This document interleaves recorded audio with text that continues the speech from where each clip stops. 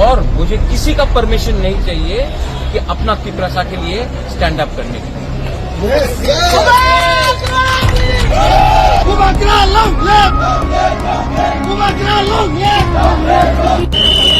जो देना था,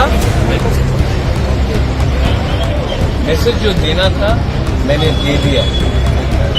अब मैसेज का हम लोग क्या करते हैं वो हमारे ऊपर है, लेकिन जो मैंने बोला है और जो मैंने किया है, मैं अपने लोगों को प्यार करता हूं और अपने लोगों के लिए अगर मुझे जेल भी जाना होगा तो मुझे कोई परवाह नहीं है। लेकिन जब पिपरासा को कोई धमकी देगा, हमको नौकर बनाने का कोशिश करेगा, तब तक मेरा फैमिली, मेरा दादा हो, मेरा परदादा हो, मैं हूं, हम लोग हमेशा अपना पिपरासा के लिए आवाज उठाएगा।